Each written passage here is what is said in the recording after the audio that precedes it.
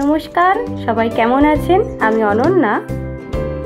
আমি এখানে একটি কড়াইতে তেল গরম করতে দিয়েছি। তেল গরম করা হয়ে গেলে তাতে আমি দিয়ে দিয়েছি গোটা জিরে এবং গোটা শুকনো লঙ্কা। তারই মধ্যে আমি দিয়ে দিচ্ছি একটি মিডিয়াম সাইজের পেঁয়াজ কুচি। পেঁয়াজটা সামান্য ভাজা হয়ে গেলে তার মধ্যে দিয়ে দিচ্ছি পরিমাণ মতো আদা রসুন বাটা। সবগুলো ভালো করে আমি নাড়াচাড়া করে নিচ্ছি। ভালো করে নাড়াচাড়া করে একটু সামান্য ভাজা হয়ে গেলে তার মধ্যে দিয়ে দিচ্ছি পরিমাণ মতো বিট, গাজর এবং আলু কেটে রাখা। এখানে আমি তাড়াতাড়ি করার জন্য আমি কাঁচা সবজিগুলো দিয়ে দিচ্ছি। কেউ যদি চান আগে করে আলাদা আলাদা সবজিগুলো আগে থেকে ভেজেও রেখে দিতে পারেন, তাতে টেস্টটা আরও ভালো হবে। এখানে দিয়ে দিচ্ছি পরিমাণ মতো নুন, হলুদ গুঁড়ো, জিরে গুঁড়ো, ধনে গুঁড়ো এবং লঙ্কা গুঁড়ো।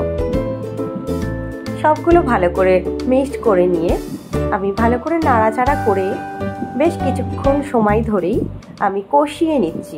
যেহেতু আমি আগে করে সবজিগুলো ভেজে রাখিনি, তাই ভালো করে আমার সবজি কষানো হয়ে গেলে তারই মধ্যে আমি দিয়ে দিচ্ছি পরিমাণ মতো কাঁচা লঙ্কা কুচি অথবা চিড়ে নিয়ে কাঁচা লঙ্কা।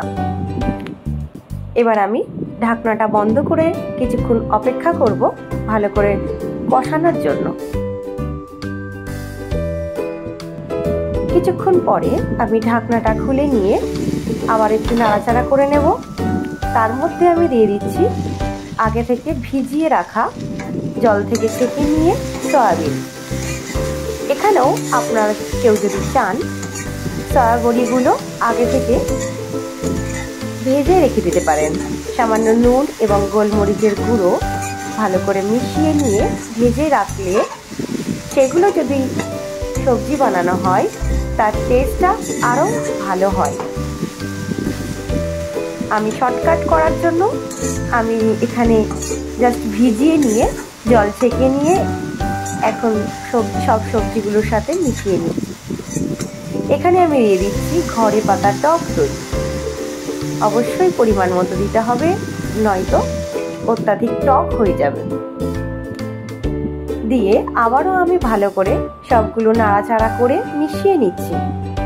ভালো করে মেশানো হয়ে গেলে তার মধ্যে আমি দিয়ে দেব সামান্য একটু জল। আবারও কিছুক্ষণ আমি ঢাকনাটা চাপা দিয়ে অপেক্ষা করব। হয়ে গেছে আমার সবজিটা রেডি। আর একই কড়াইতে আমি এখানে দিয়ে দিচ্ছি দুটি সরু সরু কেটে ধুয়ে নেওয়া বেগুন। তার মধ্যে দিয়ে দিচ্ছি আমি পরিমাণ মতো নুন এবং হলুদ গুঁড়ো।